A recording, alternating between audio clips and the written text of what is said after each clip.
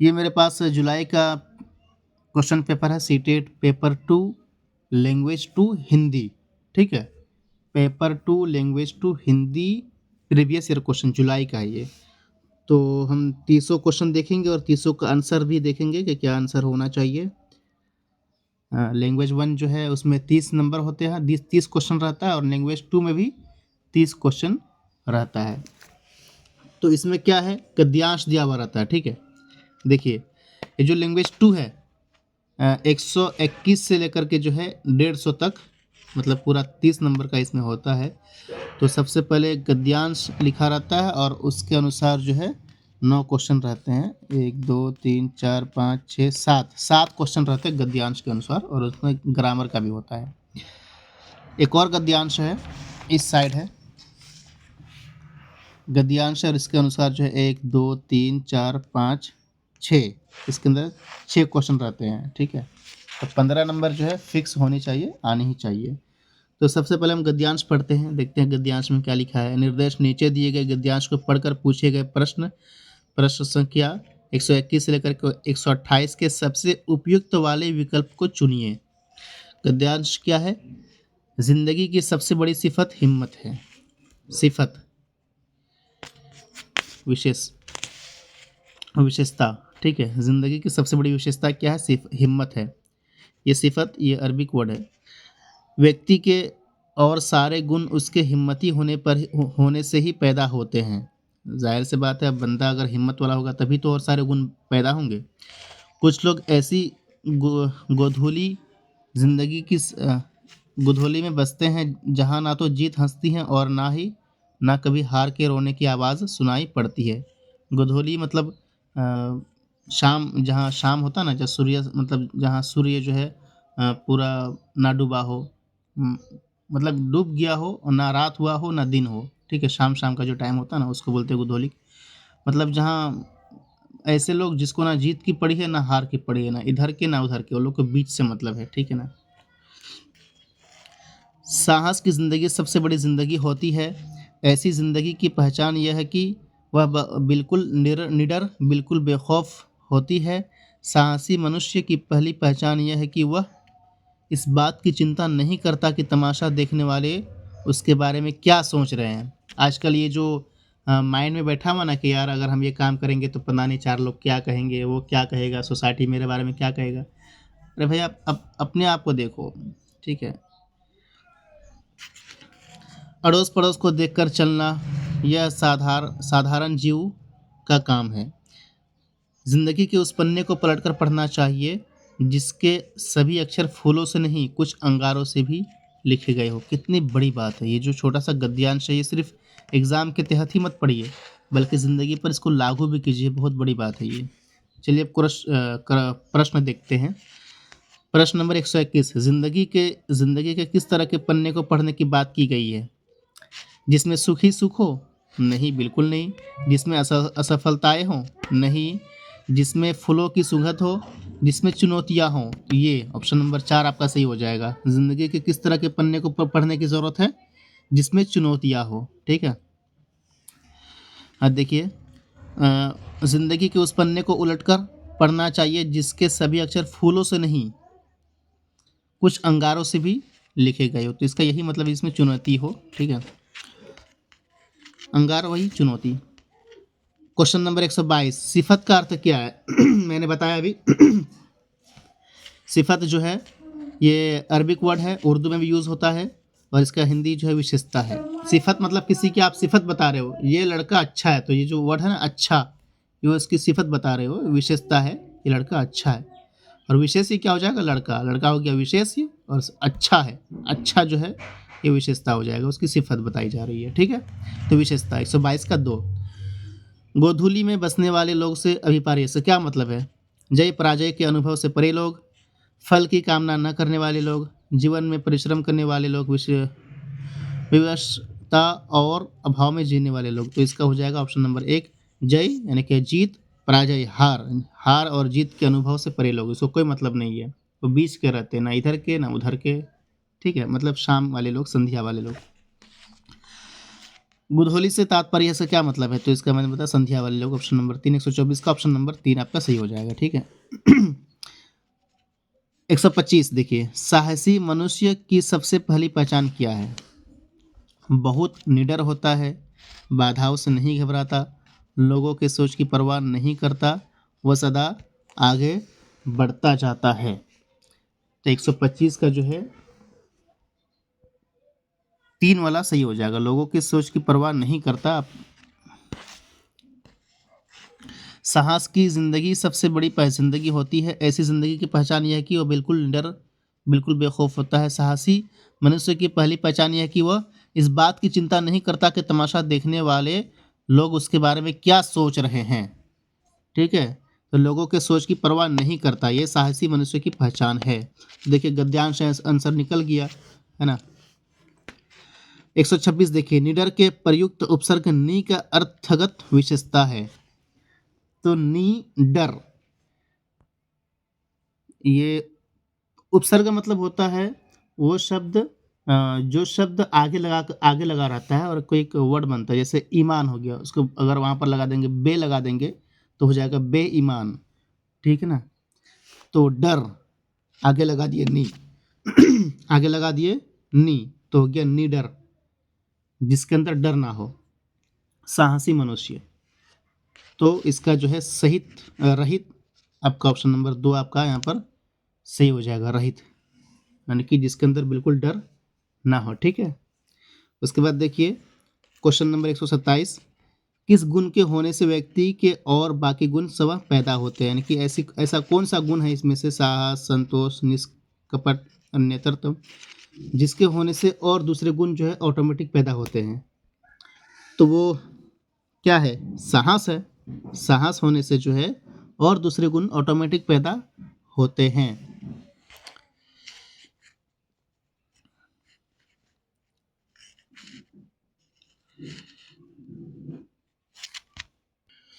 यहाँ देखिए, व्यक्ति के और सारे गुण उनके उसके हिम्मती होने से ही पैदा होते हैं। ठीक है, तो हिम्मत अगर होगा, साहस होगा, तो दूसरे गुण जो है ऑटोमेटिक पैदा होंगे।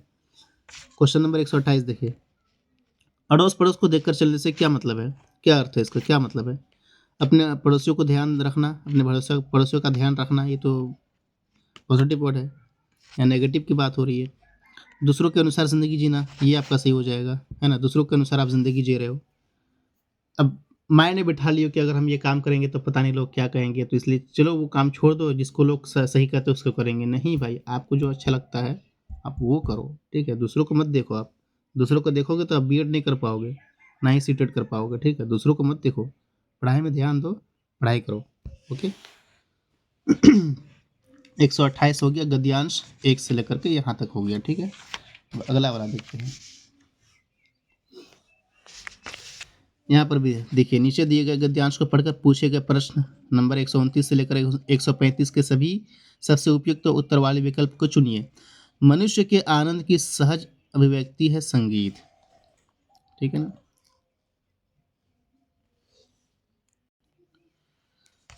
संगीत जीवन की अनमोल धरोहर है। धरोहर मतलब हो जाएगा विरासत है। संगीत प्रकृति प्रदत्त कला है। ललित कलाओं मतलब सुंदर कलाओं में संगीत कला को सर्वोच्च स्थान प्राप्त है। संगीत वह ललित कला है, वो सुंदर कला है, वो अच्छी कला है जिसमें हम अपने मन की भावनाओं को स्वर और लय के माध्यम से प्रकट करते हैं। और क्या है? प्रत्येक कला भावनाओं को व्यक्त करने का माध्यम है। संगीत एक सार्वभौमिक कला है। सार्वभौमिक मतलब सबके लिए है। संगीत का जन्म आनंद से होता है और हमारे लिए आनंद का सर्जन भी संगीत करता है। इससे हम आनंद लेते हैं ना। संगीत के आनंद को पाने के लिए सुनने की कला विकसित करनी पड़ती है। कोई बहरा को आप गाना सुनाओगे तो थोड़ी चलेगा। इस तरह से सुनने की कला को जो विकसित करनी पड़ती है। संगीत केवल हमारा मनोरंजन ही नहीं करता, बल्कि हमें संस्कारित भी करता है। संगीत हमारे भीतर की अच्छाई को उद्वेलित करता है। अब क्वेश्चन नंबर 129 देखिए, सर्वोच्च का संधि विच्छेद क्या है? यानी कि सर्वोच्च जो है किन किन शब्द से मिलकर बना है? तो बना है सर्व प्लस उच्च से बना है। ठीक है, सर्वोच्च किससे बना है? सर्व प्लस उच्च से बना है, तो आपका ऑप्शन नंबर 4 यहाँ पर सही हो जाएगा। ये क्वेश्चन नंबर 130, संगीत हमें किस प्रकार से संस्कारित करता है? अभिव्यक्ति का माध्यम बन के हमें आनंदित करके, हमारे मन की अच्छाइयों को सामने ला करके, या हमारा मनोरंजन करके। तो 130 का यहाँ पर हो जाएगा 3 नंबर वाला, हमारे मन की अच्छाइयों को सामने ला करके। ठीक है, यहाँ पर देखिए ना, संगीत हमारे भीतर की अच्छाई को सामने करता है। ठीक है, तो हमारे मन की अच्छाई को सामने ला करके संगीत जो है सांस्कृतिक बनाता है। अच्छाई को सामने लाएगा तब ना आप संस्कार वाले बनोगे, बुराई को सामने लाएगा तो कैसे संस्कार बनोगे? अब वहाँ पर वोडका की बात हो रही है, ये सब कोई संगीत है, तो इसमें तो आदमी बुरा बनेगा, संस्कार वाला का कैसे बनेगा उसमें? अच्छा गाना जो है, अच्छा गाना आपको संस्कार बनाएगा, बुरा गाना आपको बुरा बुरा बनाएगा। ठीक है, तो यहाँ पर जो क्या होगा, हमारे मन की अच्छाइयों को सामने ला कर। प्रस्तुत गद्यांश में किस कला की बात की गई? तो संगीत की बात की गई है। यहाँ इस गद्यांश में किसकी बात की गई है? नाटक की बात की गई नहीं, संगीत की बात की गई है ना, तो संगीत ऑप्शन नंबर 2 आपका यहाँ सही हो जाएगा। 132, संगीत द्वारा भावनाओं को प्रकट करने का प्रमुख माध्यम क्या है? स्वर और लय। अभी हम यहाँ पढ़े ना, देखिए, जिसमें हम अपने मन की भावनाओं को स्वर और लय के माध्यम से प्रकट करते हैं, तो स्वर और लय 132 का 1 नंबर यहाँ पर आपका सही हो जाएगा। उसके बाद देखते हैं सार्वभौमिक का अर्थ क्या? सार्वभौमिक का अर्थ क्या मैंने बता दिया, सार्वभौमिक जो सबके लिए हो। ठीक है, सार्वभौमिक जो सबके सब जगह के लिए हो, सबके लिए, पूरी जगत के लिए हो, तो संपूर्ण जगत में व्यापक, ये आपका सही हो जाएगा। 133 का 3 नंबर वाला यहाँ पर सही हो जाएगा। ठीक है, 134 का देखिए, 134 का देखिए, संगीत के आनंद की प्राप्ति के लिए क्या आवश्यक है? सुनने की कला विकसित करनी चाहिए, संगीत का ज्ञान होना चाहिए, संगीत यानी कि जो गायकार है उसे पहचान करनी चाहिए, सुरील कंठ में सुरीला कंठ में होना चाहिए, तो सुनने की कला विकसित करनी चाहिए, ये आपका सही हो जाएगा। अभी हम यहाँ पर पढ़ चुके हैं ना, सुनने की कला विकसित करनी चाहिए, कहाँ है ये? संगीत के आनंद को पाने के लिए सुनने की कला विकसित करनी पड़ती है। तो बहरा को गाना सुनाओगे तो थोड़ी चलेगा, है ना, तो सुनने की कला को आपको जो है विकसित करना पड़ेगा। ये ठीक है, 134 का ऑप्शन नंबर 1 यहाँ पर सही हो जाएगा। अगला वाला देखते हैं, 135, संगीत को जीवन के अनमोल अनमोल धरोहर कहा गया है, अनमोल विरासत कहा गया है, क्यों? क्योंकि वजह क्या है, क्यों इसको अनमोल अनमोल धरोहर कहा गया है? यह प्रकृति प्रदत्त है, यह ख्याति प्रदान करता है, यह सर्व सुलभ है, यह आनंद का सर्जन है। तो इसमें जो है आपका 135 का ऑप्शन नंबर 4 यहाँ पर सही हो जाएगा, यह आनंद का सर्जन करता है।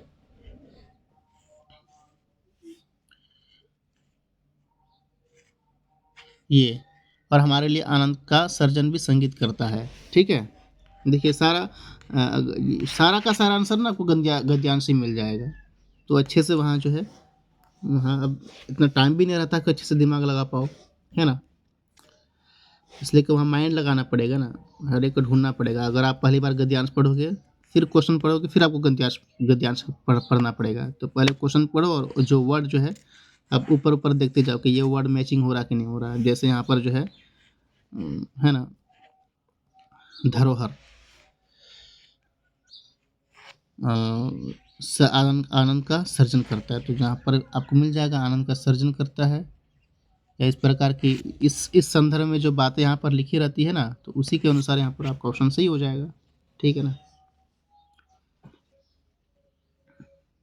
अगला वाला देखते हैं, 136, विद्यार्थियों के अधिगम और समझ में। अब ये देखिए, यहाँ तक हो गया 135, यानी कि 120 से लेकर के 135 तक आपका हो गया गद्यांश से रिलेटेड।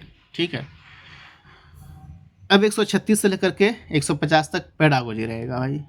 इसमें सबसे ज़्यादा पेडागोजी रहता है, सीडीपी पूरा का पूरा 30 को पेडागोजी ही मान लो आप, है ना। उसके बाद एसएसटी में 20 पेडागोजी, कितना हो गया 30 और 20 50। हिंदी में लैंग्वेज 1 में 15 पेडागोजी और लैंग्वेज 2 में 15 पेडागोजी, 50 और 30 80 पेडागोजी रहता है। बताओ आदमी कैसे क्या करेगा। 136 का देखते हैं, विद्यार्थियों के अधिगम और समझ में स्पष्टता लाने के लिए समुचित शिक्षण अधिगम प्रक्रिया के दौरान किया जाने वाला आकलन क्या है? तो अधिगम के लिए आकलन ये आपका सही हो जाएगा ऑप्शन नंबर 4। ठीक है।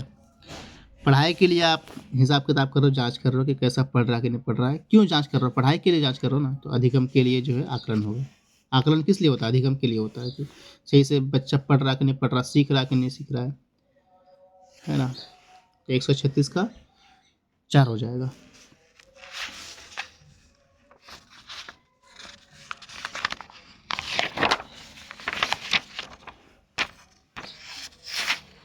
एक सौ सैंतीस का देखते हैं। भाषा शिक्षण के लिए प्रतिदिन काम में आने वाली सामग्री का प्रयोग करना कहलाता है। भाषा खेल शिक्षण सामग्री, पाठ्य सामग्री, वास्तविक रियालिया। तो इसमें जो है आपका शिक्षण सामग्री ये भी सही होगा, रियलिया ये भी सही होगा। ठीक है। तो सीटेट में जो इसका आंसर दिया है वो आपको मिलेगा 137 का ई मिलेगा। ई मतलब एरर। ठीक है। यहाँ ये ऐसा क्वेश्चन था जिसमें सबको नंबर मिला गया है। कोई कोई क्वेश्चन ऐसा रहता है जो एरर हो जाता है, जो मतलब क्वेश्चन गलत हो जाता है। तो ये क्वेश्चन गलत हो गया था, इसलिए कि यहाँ एक से ज़्यादा ऑप्शन जो है सही है, तो इसलिए इसको एरर मान लिया गया था। और जो जो अटैम्प्ट किया था मतलब सबको नंबर मिल गया था। ठीक है। ये दोनों सही होगा आपका। 138 का देखिए, कौन सा उपकरण समक्रमिक और अतुल्याल अतुल अतुल्यकालिक ऑनलाइन शिक्षण अवसरों की उपलब्धता देता है? ऑनलाइन जो पढ़ते हो भाई, तो किस माध्यम से पढ़ते हो, है ना। रेल यात्रा टिकट तो होगा ही नहीं, पाठ्य पुस्तकें ये भी नहीं होगा, टेलीविज़न और पेडलेट, टेलीविज़न या पेडलेट। तो इसमें जो है क्या क्या आ गया कि जो सबसे जो है उपयुक्त विकल्प है उसको चुनिए। तो आपके यहाँ पर 138 का 3 हो जाएगा, पेडलेट। ठीक है। 138 का 3। अंतर्राष्ट्रीय मातृभाषा दिवस कब मनाया जाता है? तो 21 फरवरी को। 139 का 2, 21 फरवरी को मातृभाषा दिवस मनाया जाता है। ठीक है। 140 देखिए, द्वितीय भाषा की कक्षा में एक अध्यापक ने स्वास्थ्य धन पर ऑडियो रिकॉर्डिंग सुनाई। उसके बाद उसने कार्य पत्रक यानी कि वर्कशीट बांटी और कहा कि दिए गए विकल्पों में से सही उत्तर पर निशान लगाइए। आप टीचर हैं, आपने बच्चों को एक रिकॉर्डिंग सुनाया स्वास्थ्य से रिलेटेड, ये स्वास्थ्य ही धन है। रिकॉर्डिंग आपने 5 मिनट का सुनाया अच्छे से। उसके बाद आपने जो है सबको एक एक करके पर्ची दिया, खाली पर्ची, और आपने कहा कि इसके बारे में जो है ये क्वेश्चन है, आप इस पे जो है सही उत्तर पर निशान लगाइए। तो आप इससे क्या उद्देश्य बताना चाहते हैं? ठीक है। इस पाठ का उद्देश्य क्या है, मकसद क्या है, इस तरह क्यों आप पढ़ा रहे हैं, है ना। तो इसका मकसद क्या होना चाहिए? विद्यार्थियों को कार्य में संलग्न किया जाए, विचार बिंदुओं को सुनकर विश्लेषण किया जाए, ये सही होगा आपका। स्वास्थ्य और धन पर पाठ को कंठस्थ किया जाए, स्वास्थ्य पर पाठ का श्रवण किया जाए। तो आपका ये दोनों सही होगा, है ना। विद्यार्थियों को कार्य में संलग्न किया जाए, नहीं, कार्य नहीं होगा यार। ये 2 वाला आपका ऑप्शन सही होगा। ठीक है। विचार बिंदुओं को सुनकर विश्लेषण किया जाए।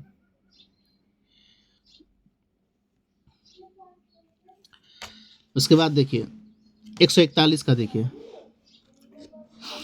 ईमेल के उस प्रकार की पहचान करिए जो आप अपने उस सहयोगी को लिखना चाहेंगे जो आपका मित्र भी है। आपका एक दोस्त है और आप जो है उसके इसमें काम भी करते हैं, तो आप कुछ चीज़ से रिलेटेड उसको आप ईमेल करना चाह रहे हैं, तो आप अच्छे से लिखिएगा कि ऐसे ही लिख दीजिएगा। ईमेल के उस प्रकार की पहचान करिए जो आप अपने उस सहयोगी को लिखना चाहेंगे जो आपका मित्र भी है। तो व्यापार संबंधित ये तो होगा नहीं, लिखा पढ़ी तो ये भी नहीं होगा। औपचारिक या अनौपचारिक? औपचारिक का मतलब हो जाएगा नियम और कायदे के अनुसार आप ईमेल लिख रहे हो, तो अच्छे ढंग से जो उसका नियम है उसके अनुसार आप लिख रहे हो। और अनौपचारिक क्या हो जाएगा? बगैर नियम बगैर ढंग के, है ना। तो ये जो ना आपका मित्र भी है, तो आप अपने मित्र से इस तरह मतलब नियम और कायदे में रहोगे, नहीं रहते हो ना, तो यहाँ क्या हो जाएगा, अनौपचारिक हो जाएगा आपका, 141 का 4 हो जाएगा, ठीक है, अनौपचारिक।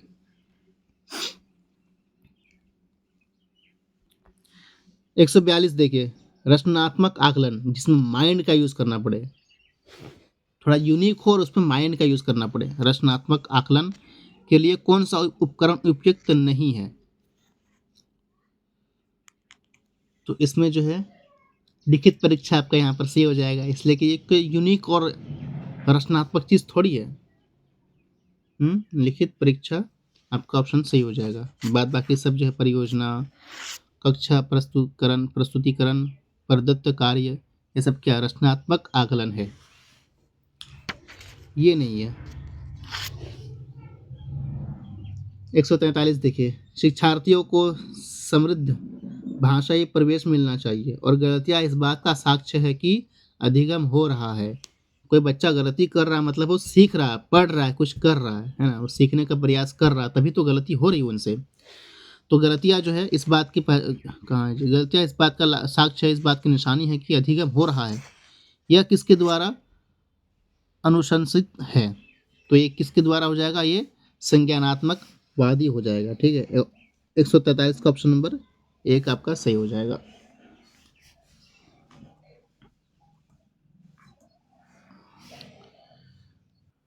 मतलब जिसमें दिमाग वगैरह लगा रहा है, पढ़ रहा, सीख रहा, तो दिमाग लगा रहा ना। उस लघु कथा को क्या कहेंगे जिसमें मुख्य पात्र पशु है और नैतिक मूल्यों को उभारते हैं। जंतु कथा, विज्ञान फिक्शन, यात्रा, वृत्तांत, फंतासी। विज्ञान की बात यहाँ होगी नहीं, जंतु की बात हो रही है ना, पशु की बात हो रही है। यात्रा वृत्तांत, आप अपना सफ़रनामा बता रहे हो, कह रहे हम वहाँ पर घूमे, ऐसा हुआ, वैसा माहौल था, मस्त लगा, है ना। फंतासी ये भी नहीं होगा, काल्पनिक चीज़ है। ये देखो घोड़ा जो हवा में उड़ रहा है, ये हो रहा है, वो हो रहा है, तो ये जंतु की बात हो रही है, तो ये जंतु कथा आपका सही हो जाएगा। 144 का आपका 1 नंबर वाला सही हो जाएगा, ठीक है। ये देखिए, ये आता ही है, ये जो क्वेश्चन है ना 145 वाला, टॉप डाउन और बॉटम अप, इस प्रकार का क्वेश्चन आता है, ठीक है।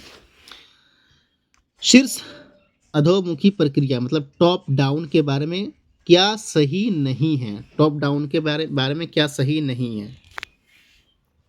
देखिए, टॉप डाउन का मतलब हो जाएगा, देखिए इस तरह का जो भी वर्ड आए ना, टॉप डाउन या बॉटम अप, तो आप यहाँ पर जो है टॉप के बाद यहाँ पर से लगा दीजिए अपने माइंड में, से, टॉप से डाउन, ठीक है, बॉटम अप यानी कि नीचे से ऊपर, ठीक है, तो बीच में आप से लगा दीजिए, तो यहाँ टॉप डाउन की बात हो रही है। मतलब ये ऑप्शन जो है 4 ऑप्शन, तो इनमें से कौन सा ऑप्शन है जो टॉप डाउन के बारे में सही नहीं है। देखिए, टॉप डाउन मतलब आप इस तरह समझिए, पहले एग्जांपल देते हैं कि जैसे अगर कोई बंदा कहता है कि आज बहुत ठंड है, जैकेट, अब इतना बोलकर वो छोड़ दिया, जैकेट के आगे डॉट डॉट डॉट, अब क्या समझोगे, आज बहुत ठंड है, जैकेट, क्या जैकेट, आधी वो बात बता के चला गया। तो इससे ये बात समझ में आएगी कि जैकेट पहन लो, इसके बारे में बात हो रही है ना, कि आज बहुत ठंड है, जैकेट, क्या जैकेट, आज बहुत ठंड है, जैकेट, इतना बोल दिया, बंदा चला गया। तो सब यही बात समझ में आएगी कि आज बहुत ठंड है, जैकेट पहननी चाहिए या पहन लो, है ना। तो इसमें आप क्या क्या यूज़ कर रहे हो, संदर्भ, सियाक व सबाक, इसको उर्दू में बोलते हैं सियाक व सबाक, संदर्भ आप अपने माइंड में ला रहे हो कि आज ठंड है, तो जैकेट धोने या फेंकने या फाड़ने की बात तो होगी नहीं, पहनने की बात होगी, संदर्भ में बता रहा है, संदर्भ का आप यूज़ कर रहे हो, आप पूर्व ज्ञान का यूज़ कर रहे हो, है ना, कि ठंडी में तो आदमी कपड़ा ही पहनता है ठंडी से बचने के लिए, जैकेट पहनता चला आ रहा है। तो यहाँ क्या है, सुनने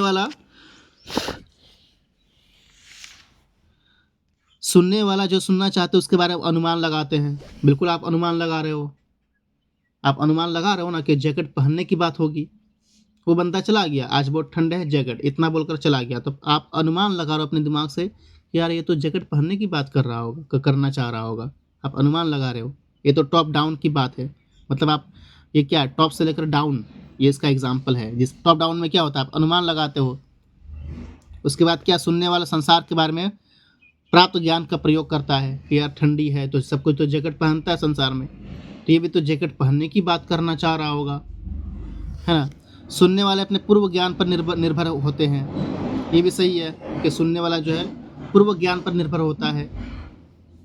तो क्या होगा, टॉप डाउन में क्या क्या हो जाएगा कि सुनने वाला पूर्व ज्ञान पर निर्भर होता है। आप एग्जाम्पल से इसको याद रखिए, तब आप माइंड में बैठा पाइएगा।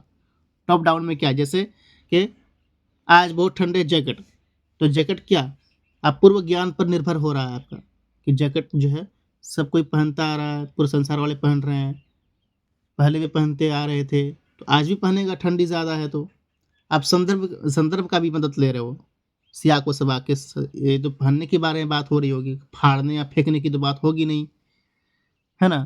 तो आप संदर्भ का यूज़ कर रहे हो, पूर्व ज्ञान का यूज़ कर रहे हो, है ना। उसके बाद आप क्या सुनना चाहते हो उसके बारे में अनुमान लगा रहे हो, तो ये क्या हो जाएगा, टॉप डाउन की एग्जाम्पल। अब ये जो क्वेश्चन, ये जो ऑप्शन नंबर 3 है, सुनने वाले को प्रत्येक शब्द का अर्थ सुनने की आवश्यकता है, नहीं, ये यही आपका ये क्या मांगा है, टॉप डाउन के बारे में क्या सही नहीं, तो ये सही नहीं है, ऑप्शन नंबर 3 आपका सही नहीं है। क्यों, जब आपने अंदाज़ा लगा लिया, संदर्भ लगा लिया, पूर्व ज्ञान आपने यहाँ पर यूज़ कर लिया कि हाँ जैकेट पहनने की बात है, तो आपको सुनने की आवश्यकता है, सुनने वाला प्रत्येक शब्द का अर्थ सुनने की आवश्यकता है, नहीं है, ठीक है। टॉप डाउन में आप अपने आप को ज्ञानी मानिए, टॉप डाउन में आप अपने को आपको ज्ञानी मानिए, आप जानकार हैं, तभी तो आप टॉप से लेकर के डाउन की बात आप समझ जाएंगे। तो सुनने वाला पूर्व ज्ञान पर निर्भर होता है, टॉप डाउन का एग्जाम्पल है। संदर्भ की भी मदद होता है, संदर्भ लिया जाता है, ठीक है।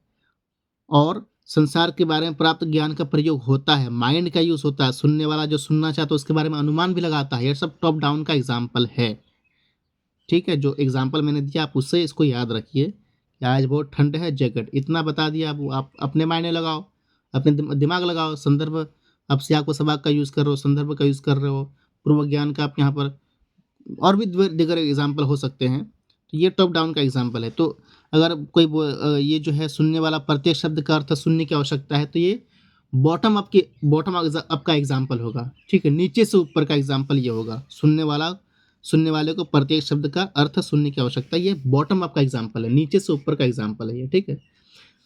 टॉप डाउन में आप अपने को ज्ञानी मानिए, और बॉटम अप है उसमें आपका अपने आप को बच्चा मानिए, ठीक है। तो यहाँ पर आपका ऑप्शन नंबर 3 आपका सही हो जाएगा, 145 का 3।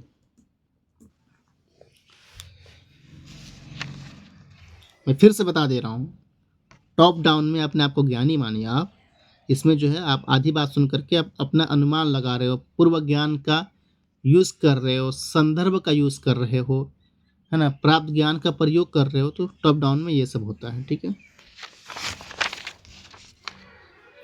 क्वेश्चन नंबर 146, भाषा शिक्षा में रचनात्मक क्या है, किसी अवधारणा के प्रति समझ बनाने के लिए विभिन्न प्रविष्टियों से प्राप्त तत्वों को मिलाना, निरीक्षण की नवीन विधियों का प्रयोग करते हुए कक्षाई गतिविधि, संप्रेषणात्मक भाषा शिक्षण का प्रयोग करते हुए कक्षा सामग्री, खुले अंत वाले कक्षीय प्रदत्त कार्य जिनकी भिन्न भिन्न व्याख्याएं हो सकती है और भिन्न भिन्न उत्तर निकल सकते हैं, ये आपका सही हो जाएगा। रचनात्मक क्या है, तो यही आपका रचनात्मक है, 146 का 4,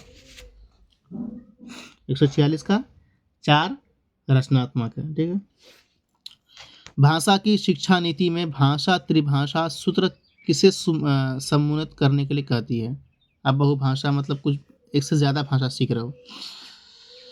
एक भाषिक शिक्षक, अगर मान लीजिए आप अंग्रेजी सीखना चाहते हो, तो पूरे क्लास में आप मान लीजिए आप 6 क्लास में आपको अंग्रेजी सीखना, तो पूरे अब एक टीचर जो है सिर्फ अंग्रेजी में बात करे तो आप तो सब तो सर के ऊपर से चला जाएगा, है ना। तो क्या हो जाएगा, मातृभाषा आधारित बहुभाषावाद। तो आप कोई दूसरा लैंग्वेज सीखना चाह रहे हो तो उसमें आपको मातृभाषा का यूज़ करना पड़ेगा। जब तक आप अपने पूर्व ज्ञान और मातृभाषा का यूज़ नहीं करोगे तब तक आप दूसरा भाषा सीखना मुश्किल है, बहुत मुश्किल है। तो यहाँ मुश्किल की बात होगी नहीं, है ना। सीडीपी और पेडागोजी ये सब मुश्किल की बात नहीं होगी, ठीक है। आसान वाला को आपको ऑप्शन चुनना है जो जिसमें लगे कि हाँ बच्चा कुछ सरलता से सीख रहा है। बच्चा बादशाह होता है ना, मैंने पिछली वीडियो में बताया कि बच्चा बादशाह होता है, तो बच्चों के अनुसार जो है चीज़ें यहाँ पर सही होगी सीटेट में, सीडीपी में और पेडागोजी वगैरह में, ठीक है। तो 147 का ऑप्शन नंबर 3 आपका सही हो जाएगा।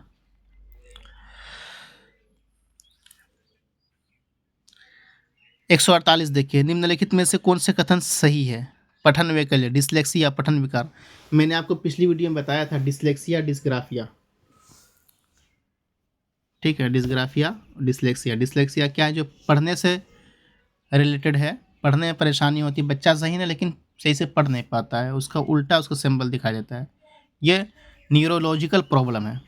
ठीक है, न्यूरोलॉजिकल प्रॉब्लम है। और उसके बाद डिस्ग्राफिया लेखन विकार, मतलब लिखने से रिलेटेड है, बच्चा सही ना लेकिन सही से लिख नहीं पाता है। ठीक है, तो ए और बी आपका यहाँ पर सही हो जाएगा। 148 का 2 वाला ऑप्शन सही हो जाएगा, ए और बी। 147 देखिए, भाषा अधिगम में गलतियों के बारे में क्या सही नहीं है? भाषा अधिगम यानी कोई आपको दूसरा भाषा सीख रहे हो, एक होता है भाषा अर्जन और एक होता है भाषा अधिगम।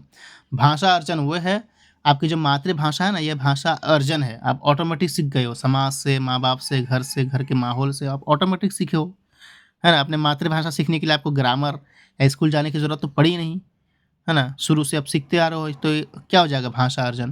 और ये जो भाषा अधिगम है, आप मातृभाषा के अलावा कोई दूसरा भाषा सीख रहे हो। ठीक है, तो भाषा अधिगम में गलतियों के बारे में क्या सही नहीं है? तो ऑप्शन नंबर यहाँ पर 4 आपका सही हो जाएगा। गलतियाँ भाषा अधिगम प्रक्रिया में अवरोध पैदा करती है, यहाँ पर ये सही नहीं है। ठीक है, आप पॉज करके पढ़ लीजिए सारा ऑप्शन। सरकारी विद्यालय की अध्यापिका रीता 7वीं कक्षा के विद्यार्थियों को अंग्रेजी पढ़ाने के लिए दृश्य उपकरण और भाषा खेल खिलाती है। रीता शिक्षण के किस सिद्धांत का अनुपालन कर रही है? तो ये जो है अभिप्रेरणा और रुचि का सिद्धांत ये लागू कर रही है। 150 का यहाँ पर 2 सही हो जाएगा। अभिप्रेरणा मतलब मोटिवेशन, अभिप्रेरणा का ये हिंदी है, इसका इंग्लिश क्या? मोटिवेशन। और रुचि, इंटरेस्ट, मोटिवेशन एंड इंटरेस्ट। ठीक है, ये यहाँ पर अनुपालन करना चाह रही है रीता। ठीक है, अभिप्रेरणा, मोटिवेशन और इंटरेस्ट के माध्यम से बच्चों को पढ़ाना चाह रही है। ठीक है, अंग्रेजी पढ़ाने के लिए। जाहिर सी बात है यार, जब तक इंटरेस्ट होगा नहीं आप दूसरा भाषा सीख नहीं पाओगे। इंटरेस्ट होना चाहिए, दूसरा आदमी मोटिवेट आपको करे, तभी तो भाषा सीख पाओगे। तो आपका जो है ऑप्शन नंबर 2 आपका सही हो जाएगा। ठीक है, थैंक्स अ लॉट।